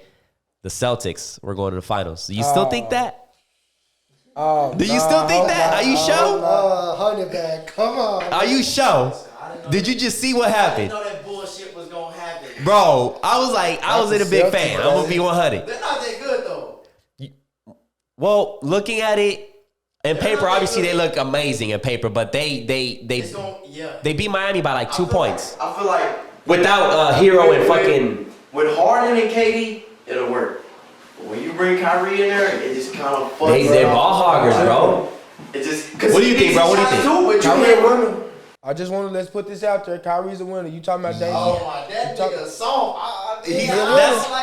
I mean, I love Kyrie. I love watching him. Right? I got a statue of my man's here, but he's soft. Out of basketball, like once he's done, he's soft. He's like, I'm not gonna come back because of this, like some. But even then, when he was leaving Celtics and he called Ron and told him like, you know what I'm saying, I apologize for just wanting this crown. You know what I'm saying, not knowing how heavy it was. Yeah. You know that's some soft ass shit. I ain't calling no man and telling him I'm gonna wear that motherfucker. However heavy it is. That's what I wanted. You feel me? Like I'm gonna wear that motherfucker. Yeah.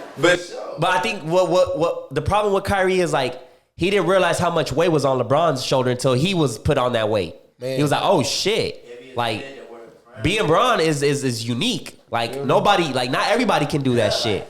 And that's he was like, I gotta hit my boy up. Like, hey bro, I fucked up. My bad. You know what I'm saying? Like, so I heard. I feel like as a man, he could handle that. Tells me he could handle the pressure. I heard Kyrie would be the guy that like in the pickup game, he's the one that everybody wants. But if that day like just he didn't get what he wanted to eat or something, he would just be like, I'm not playing today, bro.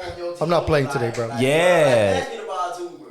Talented, right. Bro. Kyrie Cole with it, bro. You heard that right. And I hate that so much. Like, you get to a point to where you lose the passion of the game. And right. I had to deal with that, man. Like, on top of, like, when I first got to college, like, it became a business. Like, the passion behind it and, like, what you do don't really matter no more. Like, it's a business. Like, if this person is bringing us more, like, we got to – oh, no, that was you become a number, not a person type shit. Man, that did not sit well with me neither. So I'm trying to figure it all out at once, man. It was crazy.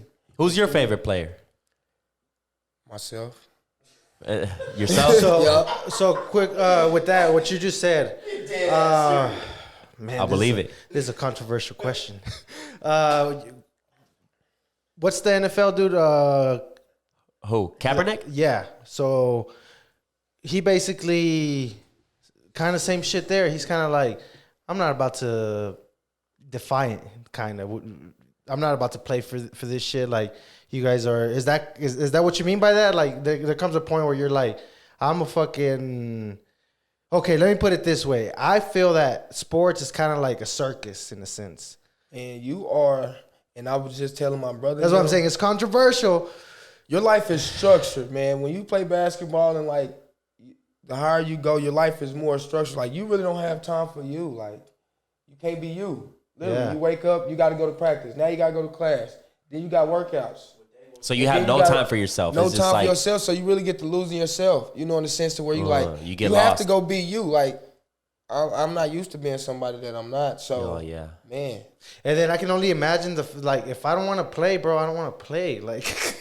Like, you have to play, though, because you got that somebody would check. feel like that is because, like I said, man, you got to script it. Like, as a basketball player, everything kind of scripted, you know? Yeah. You got to watch what you say, watch what you do, watch what you eat. Hey, make sure you wearing this. Yeah. Make sure that is on. All that, like, it's different. But that ain't the same person that you went and found and recruited. You know, you found a person for his style and how he was, and then you get him and change him.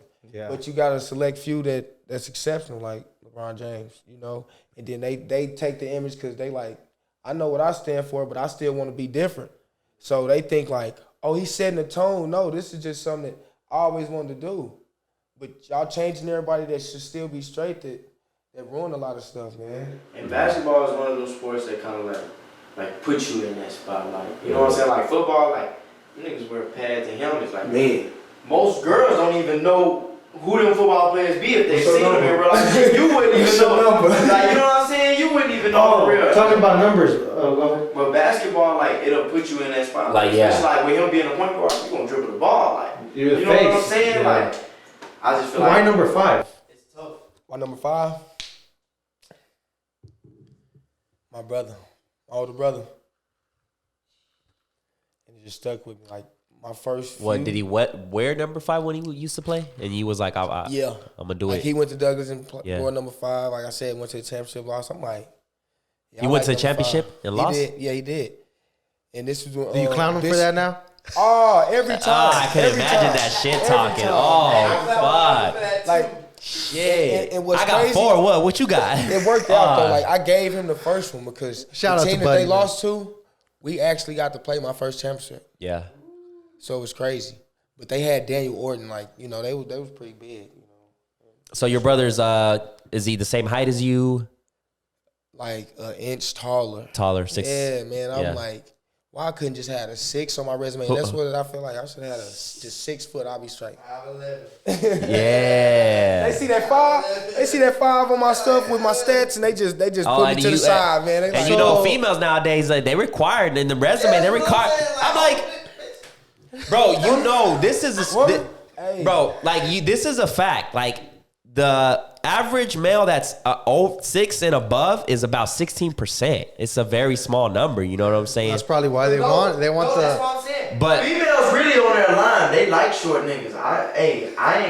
I'm a short nigga. Like, I don't know. I be seeing lately on like the Instagram bios, 6 and up. like But- bitch, cut it. You like 5'3". respectfully. Yeah, can you respectfully. They hit you with the respectfully. Respectfully. You gotta be 6 foot. Get out of here, man. Like, can you cook? Somebody told me to ask the question about you, the whole incident, and I was like, how can I ask this question? So I was like, I'm gonna start out by saying respectfully. What happened that night, man? Shit. But yeah, it's yeah, all that shit is crazy, man. It's yeah. I had one more question. If you're No, yeah, go ahead. I don't remember how old I was, but watching MTV, and I watched that.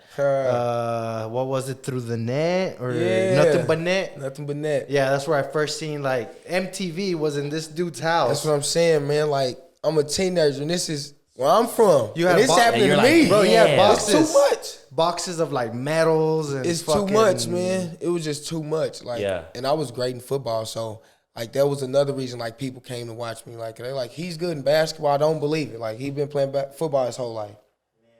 So to see it, they was just like, wow, I'm intrigued. Can he be consistent behind it? But not knowing, I work, man. I Yeah. put a lot of work in. How was that? My bad. As a spectator, though, like, you know what I'm saying, just being one of the people who was younger than him, actually looking up to people like that, like, just everybody in my generation that tell you, like, nigga like a god, like, you know what I'm saying? Like, when we talk basketball shit, we gotta bring up his name. That shit Yeah. serious to us. When He you left talk the stamp. Oklahoma, I think your name is just like today when I put your picture, I was like Oklahoma history today. Shout out to Honey Band for making it happen, because bro, this is big. Yeah, for real. Oh, but talk about that experience with the whole MTV thing. Like, how did that happen, and like, how was all that? Like I said, just all the work that I put in, and I just believed that something was gonna happen. Like I said, and I was just giving a little bit, you know, and just that little bit right there, I started to see a little change in people. Cause, hey man, I told y'all they gonna be here. Like I can't change. Like, you know, we got to be on time. You know, cause I did everything I could. They gonna be on time. Like these people on time, and I fit in this schedule right here and there. So I have to be here wherever I'm at. They gonna make sure they're there. So why you not with me? But that whole process, man, like being Mike, you know, being able to have my team, like get new shoes, man, spend time with Kevin Durant, like go bowling and all shit. that. And then like I just made Bro, I've been looking for that fucking episode, and I can't find it. I made anywhere. a thing of it though, for real, man. Like when they came to my house, they were like, "Hey, man, they come to your house." I'm like, "Oh, I'm ready. I've been ready." Because like I said, like this is just me off the rip. Like I dreamed about this. Okay? Right. So I got the little goal already. I watched Love and Basketball, one of my favorite movies, you know. He got game. So I was kind of prepared for all this, man. So I was ready. They came in there. I got my goal. You know, I'm like, we're going to play one-on-one. Y'all know. And then I'm like, oh, I got my flowers. I have this around Valentine's Day. I have flowers, man, from girls on. I ain't never talked to, don't know your name or nothing. But I'm like, thank you, you know. But I appreciate it all, man. But I just started falling more into that, man. Like, Yeah, man, that being on MTV is just already. And you say you got to play with Kevin Durant, or you got to hang out with him? oh, man. See, I wish I could bring my teammates here because they going to have my back on this. And I'll probably get a lot of backlash about this. But the people that was there know. Tell them. I beat him. I beat him. What I beat him. you played him a one-on-one? We had a shootout. Oh, I beat him 10-1. Oh, wait, he only made one? He thought it was a game. Like, you know how NBA players, like, and I do know this, that They'll take it once like you get to that level, yeah, like they got a switch. They can turn it on and off. They really do. So he thought it was a game, and you know me, I was on my high horse. He thought shit was sweet. I was on my high horse. I'm like, this is my gym. He like, no, everywhere my gym. I'm like, no, I ain't never lost to her. You ain't coming here and beat me. You heard me? KD thought shit was sweet. I got my win. I'm talking about I was hype. He like, no, we finna play another one. I should have said no. I should have said no. That's when he turned on the switch. He turned the switch on. He turned on the switch. That's crazy. I'm talking about everyone hit all net. Oh man, and I was so hype about beating him. That's what I'm asking, bro. Like, is there a point where like something hits that you're like? Because I think it was Russell during the Miami Heat. He scored Finals. 40 something points. Yeah. But I seen it. Like he went from we're losing, and then he just pa. So that switch shit is a. It's a thing. It's a thing. Very, very little players have it. Like I can tell you, at least in regular season, James Harden, Kevin Durant, LeBron. I want to say I was gonna say PG, but his shit is broke. He needs to get it fixed. There we go. That boy Cole. No, the game he dropped 51 and dissembled our whole franchise. I watched the whole game. Like the moment he came out, he knew like I'm finna kill these niggas. Like he took every shot and just Yeah. Devin Booker, bro. Devin Booker can flip that switch. He's very underrated, but it's just the team he needs. Booker's boy. Boy. Clay. That's not bro. Clay is the like team killer, bro. In the playoffs, he fucked up OKC. He messed up OKC. Before Durant made the decision, he was like, all right, I'm gonna flip this switch on. I'm gonna drop 60 on y'all. I was like, bro, it's game 6. He would have done the same thing with Toronto. He just got hurt because he was getting hot. he went up one dunk when he got hurt. Bro, came back, shot 2 free throws, made him. So what team would Clay. Would it be your dream to play for? Yup. Thunder. I'm about to say, and I'm just. That's I'm a real just- Okie I'm right so, there. I'm so Oklahoma, man. Hell you know, yeah. like everywhere I go. Bro, that's what's up. I'm with I got a that. little saying, like everywhere I would go, like even when I would go to like camps from high school, I would like be O City or No City. And then when I went to Oklahoma State, it was O State or No State. So I just love Oklahoma, man, and I just I want us to be this great. is how I feel. I'm about to talk my shit. We do like have as like an advantage as Oklahoma. Like when you go somewhere and you around like a bunch of people, like you go to basketball camps or I go to football camps type shit. Like you think like, you from Oklahoma, like you know what I'm saying? Like you get It's almost a bad thing. Right? I feel like people look at it like y'all ain't got shit going on over there. And I made In a way. But I respect that, bro, because this is what I feel. Okay, so everybody says, there ain't shit going on in Oklahoma. So then they go somewhere else. So what does that mean? That we're never going to have shit going on, you know? So, yeah, like if we have a voice, like you have a voice, I'm repping Oklahoma, you know? I'm building a voice. I'm repping Oklahoma. That way we build something here. The Half Court podcast stays in Oklahoma. Damn it. There we go. You know what I'm saying? We He giving the got city the half-court voice. man himself. Oh, city, no city. We giving the city the voice. That's what I'm saying, bro. Like, there's talent. Like, you know what I'm saying? It's just a matter of time where it keeps. And to everybody that's moved away and acts like you're Hollywood now, fuck you. Fuck them. Yeah. I'm so proud to be from Oklahoma. Like I love this shit. Like this, we really different. Like our culture is different from everybody else. You can't really find this shit anywhere else because we get influenced. We're in the middle of the map. Yeah. So it's different. And we can go anywhere. Like, whenever I feel like going to Dallas and shit, where you from? I live in Oklahoma. Like, I feel like, you know what I'm saying? Like, yeah, I'm like, If you go to Cali, they'd be like, we gonna fit in. you a lit ass nigga to be living in Oklahoma. I'm like, hey, I'm just trying to make my city better. You know what I'm saying? That's what it is, you know? So it's cool. It's cool. So right now, what would the process be like for you to, get drafted into the NBA? Man, I still got like workouts with G Leagues. The draft is I know it ain't gonna be no NBA draft, but a G League draft, and that's kind of But just to get it done, I gotta keep working. Who was keep believing. I forgot who came from the D League that got picked up and turned out to be a good ass player. I forgot who was it. I mean, shit, man. There's a lot. There's a we always couple. talk about second chances. Like, Is it Cook? Man, I got a friend personally, man. He played for the Warriors, Kendrick Nunn. He played for the Heat now. Yeah. So see, at least to me that's a big step. Like if you get to make it there, then like that's a big step. That's just a matter of time where you transition. That's it. Like him, given the opportunity, it Right. might go crazy, Right. Like you know what I'm saying? Yeah. But it's all about getting that opportunity. Yeah. And keeping the right mindset. Man, and I just had to, get people out my way because, like I said, I would bring people around, not knowing their intentions. But Yeah, that's another thing. I got to the point to where, from me being in my defined mode, I kind of gave them exactly who I was. Like, it wasn't no script or nothing because I wasn't playing basketball. I wasn't in school. So they like, oh, Stevie Clark. No, it's not Stevie Clark. This is Stephen. Like, my name is Stephen, like Stephen Curry, and I always joke about that. Like, it's in our initials to shoot like that. But I started giving people me. So at that point, you didn't have nothing to lose. You didn't have to keep up with the image. You didn't have to. Nothing. So it's fuck you now. You know what I'm Nothing. saying? I'm just being me. So, like, you either going to like, either going to love it or hate it. And I like that, man. I respect all my brothers, family and everybody that's still with me. Because even when I was doing bad, when everything was going good, like with basketball, they didn't care. Like, they overlooked it. I'm still the same person. But now basketball ain't around, y'all not the same people. So, okay, I'm just going to be me. And for the people that's still around, I know they really with me. And then I don't have to worry about when I get in my lane and get back to it, Yeah. Blessing in disguise, bro. That's how I see it. Yep.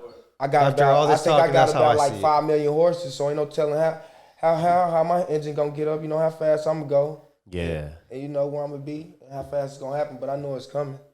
Yeah, man, for sure. And like what you said there is like maybe you just weren't ready at the time, and that hit home for me, bro, because that's real talk right there.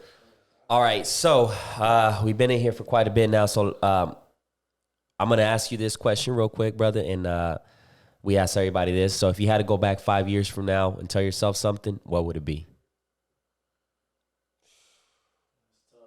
5 years from now. Like how we were talking about that vulnerable talk when you sit there with your bro. Okay, so are we but it's speaking you, from Stevie what I know and now? Stevie. So yeah, so like speaking to my younger self? if you had to go speak to your younger self 5 years like back, like what would you tell yourself?